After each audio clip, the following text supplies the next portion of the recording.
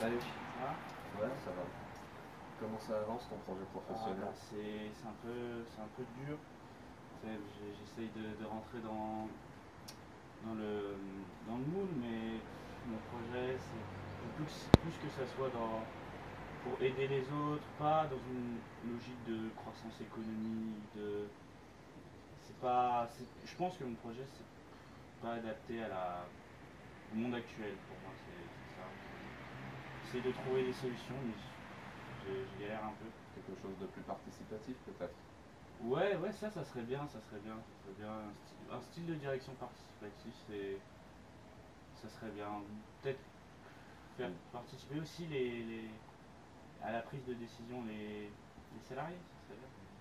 Avec une dimension sociale, tu voudrais? Si t'es pas tant intéressé que ça par profit.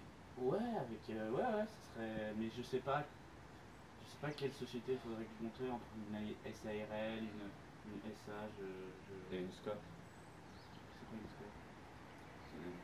ça fait partie de ce qu'on appelle l'économie sociale et solidaire. Je pense que ça pourrait peut-être convenir à toi. Je vais t'expliquer vite fait ce que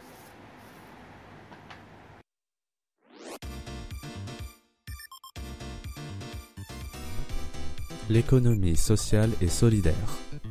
Un secteur qui regroupe des organisations qui cherchent à concilier l'activité économique et l'utilité sociale.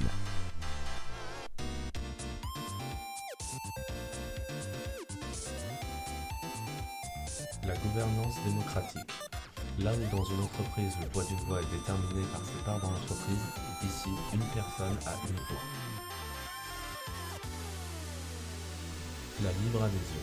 Toute personne qui le souhaite peut participer, adhérer et prendre des responsabilités dans l'organisation.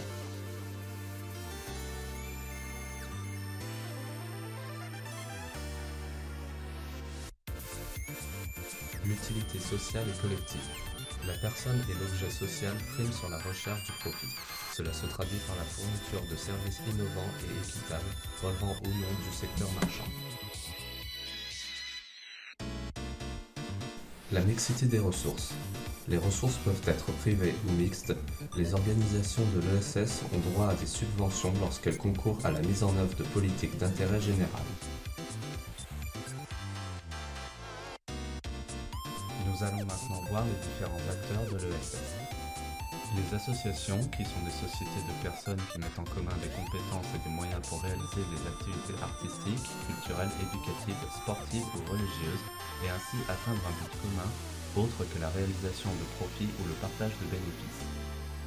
Une fondation, c'est une personne morale de droit privé à but non lucratif créée par un ou plusieurs donateurs pour accomplir une œuvre d'intérêt général. Les mutuelles. Ce sont des personnes morales de droit privé à but non lucratif. Elles mènent notamment au moyen de cotisations versées par leurs membres une action de prévoyance, de solidarité et d'entraide. Les SCOP, des sociétés coopératives dont les associés majoritaires sont des salariés. Les décisions sont prises collectivement selon le principe coopératif une personne, une voix, indépendamment du montant de capital détenu. Les dirigeants sont élus par les associés salariés. L'ESS se positionne de plus en plus sur des activités à forte valeur ajoutée sociale. Exemple, les entreprises d'insertion qui ont pour vocation l'insertion sociale et professionnelle de salariés. On trouve également le modèle d'entreprise du commerce équitable qui essaye d'être profitable à toutes les parties prenantes.